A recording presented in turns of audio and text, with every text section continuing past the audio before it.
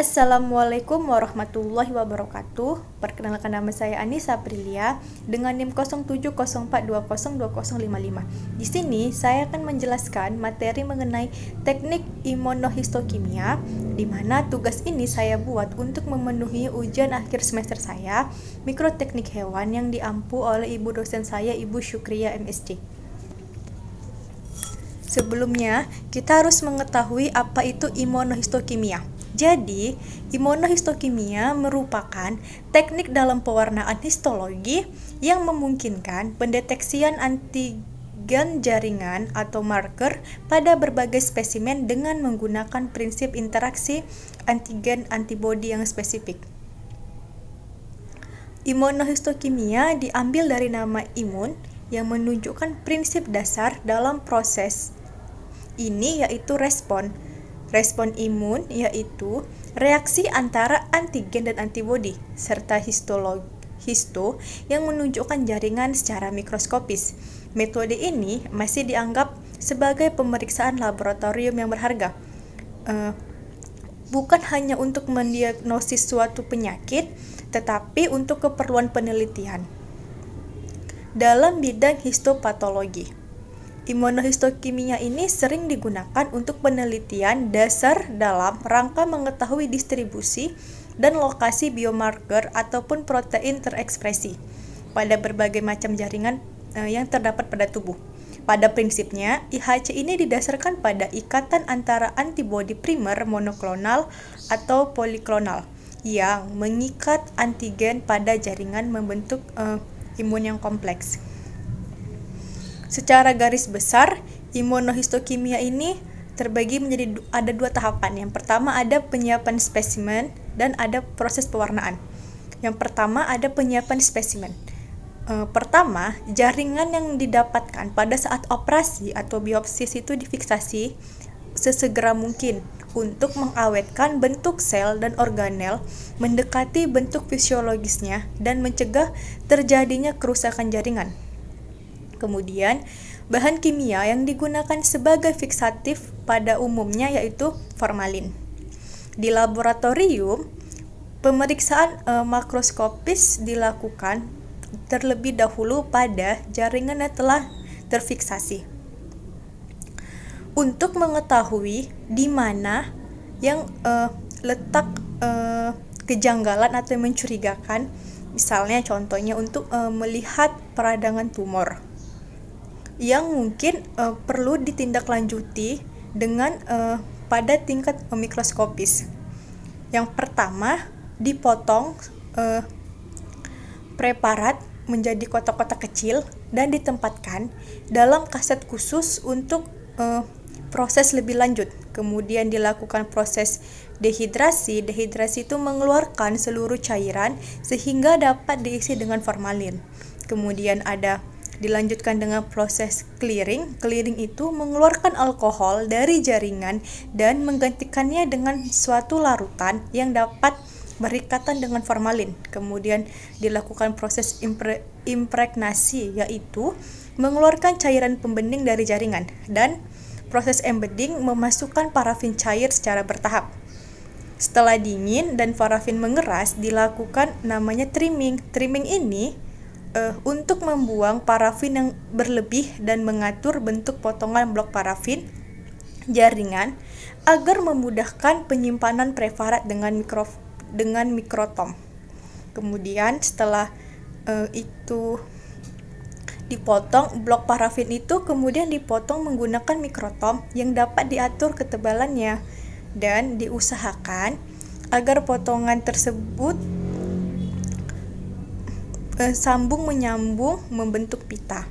Pita ini kemudian diletakkan dalam wadah air hangat agar jaringan dalam parafin teregang, kemudian diangkat dengan merekatkan pada kaca objek. Preparat yang telah siap kemudian dibiarkan hingga mengering.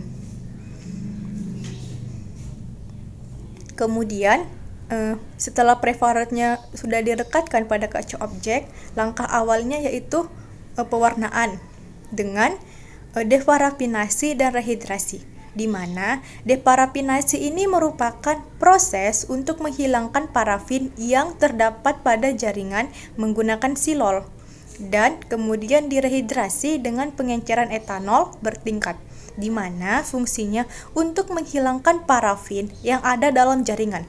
Langkah selanjutnya adalah pemblokiran aktivitas endogen peroksidase dengan larutan hidrogen peroksidase H2O2 3% dalam buffer, di mana dia untuk meminimalkan munculnya pewarnaan yang akan mengganggu pada pengamatan. Kemudian dilakukan antigen retrieval, yaitu upaya memunculkan epitop antigen untuk meningkatkan intensitas warna antibodi yang mungkin melemah karena terjadinya proses fiksasi dan parafin. Pada metode antigen retrieval yang umum digunakan adalah induksi panas. Kemudian ada prinsip dari imunohistokimia. Jadi imunohistokimia ini merupakan cara pendekatan bioteknologi berbasis antibodi yang banyak digunakan di bidang imunopatologi. Prinsip dari metode ini perpaduan antara reaksi imunologi dan bahan kimiawi, di mana reaksi imunologi ditandai dengan adanya reaksi antara antigen dengan antibodi, sedangkan pada reaksi kimianya itu ditandai dengan adanya reaksi antara enzim dan substrat. Reaksi imunohistokimia memiliki sifat yang spesifik karena bahan yang dilakukan atau direaksikan itu dengan antibiotik spesifik yang diberi label dengan suatu enzim. Jadi enzim ini yang memberikan label. Enzim yang digunakan untuk melabeli antibodi tersebut adalah peroksidase. Apabila antibodi dilabel dengan enzim peroksidase, maka substrat yang digunakan adalah peroksida. Kemudian ada beberapa metode dalam imunohistokimia. Yang pertama ada namanya metode langsung atau direct. Prinsip dari metode langsung ini, dia menggunakan antibodi primer yang sudah berlabel yang akan berikatan langsung dengan antigen target. Metode ini merupakan metode pengecetan satu langkah, karenanya dia hanya melibatkan satu jenis antibodi, yaitu antibodi yang terlabel. Kemudian ada metode indirect. Pada prinsip metode indirect di imunohistokimia ini menggunakan antibodi primer yang tidak ada labelnya, namun digunakan juga antibodi sekunder yang sudah memiliki label dan akan bereaksi dengan IgG dari antibodi primer. Jadi perbedaan dari metode langsung direct ini, dia hanya menggunakan satu antibodi, yaitu antibodi primer, sedangkan di metode indirect dia menggunakan dua antibodi, yaitu antibodi primer dan sekunder. Antibodi primer itu bertugas mengenali antigen yang diidentifikasi pada jaringan. Sedangkan antibodi sekundernya, dia akan berikatan dengan antibodi primer. Kemudian,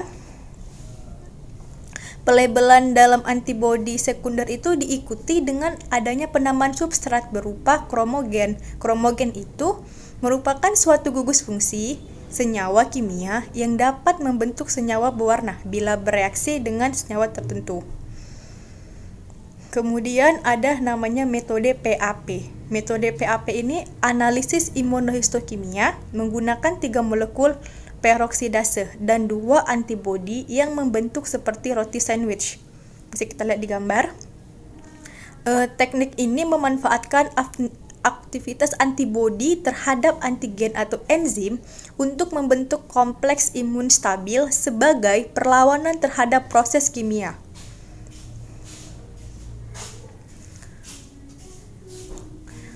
Protein imunogenik digunakan untuk penyuntikan spesies tertentu dan merespon imun poliklonal yang dihasilkan terhadap enzim.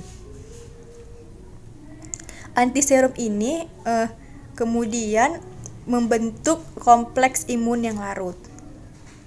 Kemudian ada metode Avidin Biotin Kompleks atau kita singkat dengan ABC, adalah salah satu modifikasi dari metode indirect yang dimana metode ini memanfaatkan afinitas terhadap molekul avidin biotin oleh 3 enzim peroksidase. Beberapa biotin dalam molekul avidin tetravalent ini berfungsi untuk aplikasi dan merespons sinyal yang disampaikan oleh antigen target. Metode ini terdiri atas 3 lapisan komponen utama dalam reaksi adalah ada avidin. Avidin itu molekul glikoprotein yang mempunyai afinitas yang sangat tinggi terhadap biotin dan dapat dilabel dengan peroksidase atau fluorescein. Kemudian ada biotin. Biotin itu vitamin dengan berat molekul rendah, dapat dikonjungsikan dengan berbagai molekul lain seperti antibodi. Kemudian ada namanya metode label strip avidin biotin atau disingkat dengan LSAB. Metode ini merupakan penyempurnaan dari metode ABC. Kemudian prosedur metode LSAB ini sudah dikembangkan di laboratorium patologi Fakultas Kedokteran Hewan di Universitas Udayana dengan metode sebagai berikutnya. Dengan prosedur sebagai berikut. Yang pertama, parafin embedding tissue dipotong dengan mikrotom dengan ketebalan 3 sampai dengan 5 mikron. Potongan terbaik diletakkan pada gelas objek. Selanjutnya dideparafinasi dengan cara direndam dalam larutan silol 3, 2, dan 1, masing-masing selama 3 menit. Kemudian dilanjutkan dengan rehidrasi dengan alkohol absolut 3, 2, dan 1, masing-masing selama 3 menit. Setelah itu, direndam dengan menggunakan Aquades selama 15 menit. Kemudian, untuk menghentikan kerja enzim, sediaan direndam dalam Aquades selama 5 menit dan dalam PBS selama 5 menit untuk memblok peroksidase endogen slide. Direndam dengan H2O2 1 mili ke dalam metanol 100 mili selama 15 menit. Kemudian sediaan dicuci dengan Aquades selama 5 menit dan diikuti dengan PBS selama 5 menit. Sediaan diblocking dengan susu skim 2%. Kemudian sediaan preparatnya disimpan dalam kotak beralaskan kertas basah, kemudian diinkubasi pada inkubator bersuhu 30 derajat Celcius selama 45 menit, kemudian ditambahkan antibodi primer yakni 60 MOAB yang telah diencerkan 100 kali dalam 1 MOAB. Kemudian diteteskan pada setiap sediaan, kemudian diinkubasi pada suhu 40 derajat Celcius selama 12 sampai dengan 16 jam. Setelah diinkubasi, preparat dicuci dengan PBS selama 10 menit sebanyak 3 kali. Kemudian ditambahkan antibodi sekunder sebanyak 60 per preparat. Antibodi sekunder yang digunakan adalah biotinylated gold anti-mouse, Biodesign International SAKU dengan pengenceran 1:100 dalam PBS 2% sediaan. Kemudian diinkubasi pada inkubator pada suhu 37 derajat Celcius selama 1 jam. Selanjutnya sediaan kemudian ditetesi dengan 60 strep avidin horse yang telah diencerkan 200 kali dengan pengenceran PBS 2%. Setelah diinkubasi selama 20 menit dalam suhu ruang, sel yang terinfeksi divisualisasikan dengan penambahan 60 substrat diamino. Konsentrasi DAB yang digunakan adalah 2 mg DAB selama 1 PBS. Kemudian ditambahkan H2O2 15. Setelah penambahan DAB, preparat diinkubasikan ke dalam ruangan gelap selama 25 menit untuk menghentikan kerja substrat. Preparat direndam dalam Aquades selama 5 menit. Sediaan kemudian diwarnai dengan pewarnaan Myers hematocyclic. Sel yang positif mengandung virus akan terlihat berwarna merah. berwarna coklat, maaf. Berikut merupakan hasil dari pewarnaan imunohistokimia. Bisa kita lihat pada gambar 10 terdapat paru-paru ayam yang mati diduga karena penyakit ND. Bisa dilihat sel positifnya itu berwarna coklat pada dinding alveoli, makrofag, alveolar, dan sel radang yang menginfiltrasi paru. Nah, jadi yang warna coklat ini merupakan bakteri atau sel yang menyebabkan ayam itu mati, seperti itu. Kemudian selanjutnya ada metode untuk mendiagnosa penyakit rabies, di mana untuk mendeteksi penyakit rabies metode IHK itu sudah dapat diandalkan untuk mendiagnosa rabies. Pada metode IHK, jika jaringan organ yang mengandung partikel antigen atau virus rabies direaksikan dengan antisera antivirus rabies, maka antigen tersebut dapat dideteksi dan divisualisasikan dengan pewarna atau substrat tertentu, misalnya di aminobenzidate atau DAB yang berwarna coklat, atau aminoethylene carbazole atau AEC yang berwarna merah kecoklatan. Pada penelitian sebelumnya yang dilakukan oleh Damayanti dan teman-temannya tahun 2009, hasil IHK itu sangat mudah dideteksi, bahkan pada perbesaran kecil 10 atau 20 kali pada mikroskop biasa, karena partikel virus itu berupa Negri body berwarna merah kecoklatan. Sedangkan latar belakang sel neuron dan jaringan sekitarnya itu berwarna biru dari hematosiklin. Pada gambar 9 dapat dilihat bahwa pewarnaan IHK dapat mendeteksi Negri body dengan sangat mudah, dan partikel virus Negri body dapat dideteksi dalam berbagai bentuk dan ukuran, dan dalam jumlah besar, yaitu 5 sampai dengan 20 atau lebih buah per sel neuron. Dalam satu lapang pandang terdapat puluhan sel neuron. Bisa kita lihat dalam satu lapang pandang ini pada gambar 12 itu Negri body dalam area intrasitoplasmik sel neuron berwarna merah kecoklatan. Bisa kita lihat dalam berbagai bentuk dan ukuran. Di dalam satu sel neuron dapat dideteksi lebih dari 20 buah Negri body. Kemudian untuk gambar satu-satunya, otak besar dengan inti sel neuron berwarna biru dan sitoplasma warna biru muda. Pada area intrasitoplasmik banyak terdeteksi Negri body berwarna merah dengan berbagai bentuk dan ukuran. Itu. Kemudian adapun kekurangan dari teknik ini adalah kurang spesifik terhadap protein tertentu, tidak seperti teknik immunoblotting yang dapat mendeteksi berat molekul protein dan sangat spesifik terhadap protein tertentu. Teknik ini banyak digunakan dalam diagnostik patologi bedah terhadap kanker, tumor, dan sebagainya. Berikut saya tampilkan mengenai video dalam pembuatan imunohistokimia.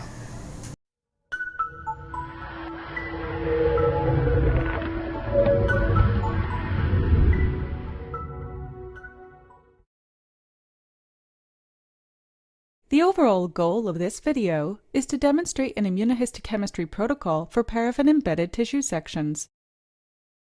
This is accomplished by first slicing paraffin-infiltrated tissue on a microtome and then mounting the sections onto charged slides. The sections are then deparaffinized and rehydrated before performing antigen unmasking to remove the crosslinks formed by fixation. Next, a specific antibody is applied to the sections to bind its target epitope prior to chromogenic staining. After dehydrating the sections, the final step is to mount the sections for microscopic analysis. Ultimately, antibodies are used to detect and analyze protein expression while maintaining the composition, cellular characteristics, and structure of native tissue. Generally, individuals new to this method will struggle because there are so many steps in the procedure, and variations in each step can have an impact on staining. Cell signaling technology antibodies that are validated for immunohistochemistry are developed in-house, and CST scientists have determined the optimal conditions for the use of those antibodies in that application. The IHC protocol we have optimized for formalin-fixed paraffin-embedded samples is detailed here, so you can replicate the procedure in your lab and obtain consistent results. Demonstrating the procedure will be Jessica Simendinger, a group leader in the IHC group at CST.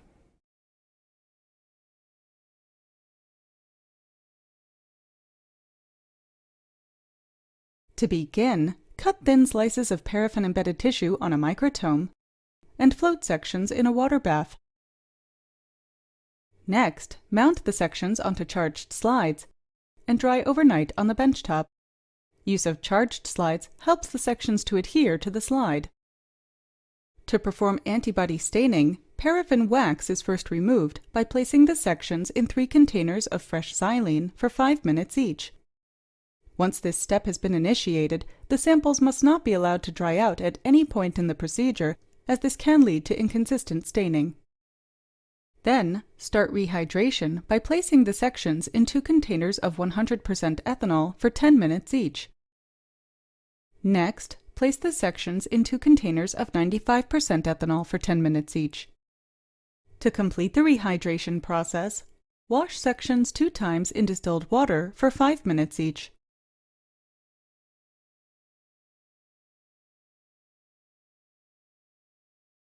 Antigen unmasking is the most difficult step of this protocol. CST scientists optimize the antigen unmasking conditions for each antibody and take note of these conditions. The recommended antigen unmasking protocol for each CST antibody is noted on the product datasheet to minimize the time spent on optimization. Before antibody staining can be performed, the crosslinks formed by formalin fixation must be removed. To achieve this, first immerse slides in 10 millimolar sodium citrate buffer, pH 6.0. Next, bring the samples to a boil in a microwave using a protocol that is optimized for each laboratory's microwave make and model. It is important not to over or underheat samples, as this can cause inconsistent staining results. Maintain the temperature at just below boiling point for 10 minutes. Then cool the slides on a benchtop for 30 minutes.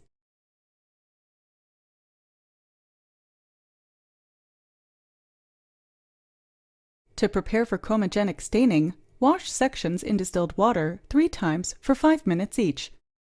Quench endogenous peroxidase activity that may lead to high background staining by placing the sections in 3% hydrogen peroxide for 10 minutes. Then, wash the sections in distilled water 2 times for 5 minutes each before washing in wash buffer for 5 minutes. Carefully dry the area around the sample and then use a hydrophobic pen to draw a large circle around the sample, taking care not to touch the sample. This creates a hydrophobic boundary so that a smaller volume of antibody can be used, and, if desired, multiple samples on a slide can be stained with different antibodies. To prevent nonspecific binding of the antibody to the tissues, block each section with 100 to 400 microliters of blocking solution for 1 hour at room temperature in a humidified chamber. Following incubation, remove the blocking solution. Then, to each section, add 100 to 400 microliters of primary antibody diluted in antibody diluent. Consult the product datasheet for the recommended antibody diluent. Most CST antibodies use signal stain antibody diluent. Incubate overnight at 4 degrees Celsius in a humidified chamber. The next day, equilibrate the signal stain boost detection reagent to room temperature. Remove the antibody solution and wash the sections in wash buffer 3 times for 5 minutes each. Cover the section with 1 to 3 drops of signal stain boost detection reagent as needed. Incubate in a humidified chamber for 30 minutes at room temperature. Then, wash the sections 3 times with wash buffer for 5 minutes each. Next, add 1 drop of signal stain DAB chromogen concentrate to 1 milliliter of signal stain DAB diluent and mix well before use. Apply 100 to 400 microliters of signal stain DAB to each section and monitor closely by eye. 1 to 10 minutes generally provides an acceptable staining intensity. After staining, immerse the slides in distilled water. If desired, counterstain the sections with hematoxylin. This stains the cell nuclei blue, which provides a contrast to the brown color of the DAB chromogen for better visualization of tissue morphology. Finally, wash the sections in distilled water 2 times for 5 minutes each.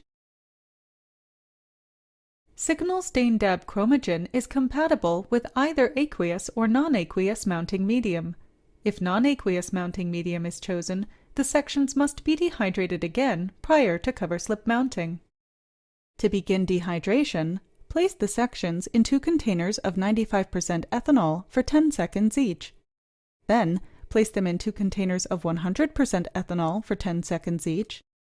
Finally, immerse the sections twice in xylene for 10 seconds. Next, mount the sections with cover slips using mounting medium, being careful to avoid introducing air bubbles. Allow mounting medium to set before viewing the slides on a microscope.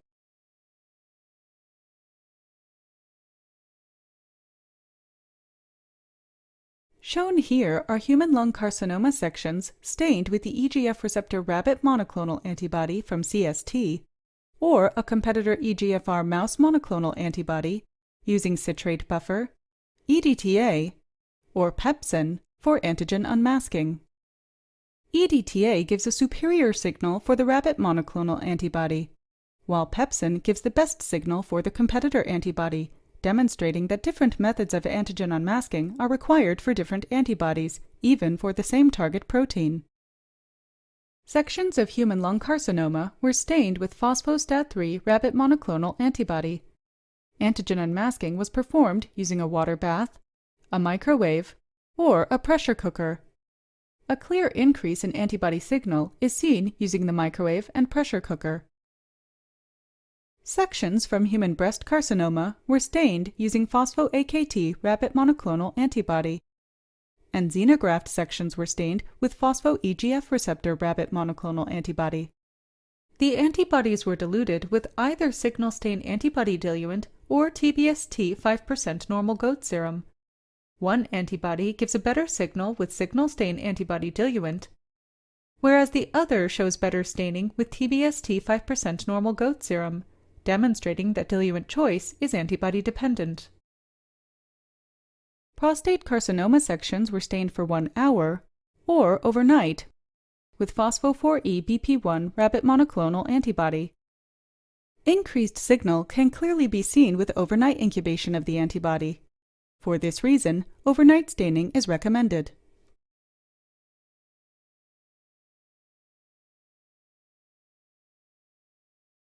After watching this video, you should have a good idea of how to perform IHC in your lab using CST-validated protocols and antibodies. If you have any questions or experience any difficulties, please feel free to contact our scientists for technical support. Mungkin itu saja yang dapat saya sampaikan mengenai materi teknik imunohistokimia. Kurang lebihnya saya mohon maaf. Wa taufiq wal hidayah. Wassalamualaikum warahmatullahi wabarakatuh.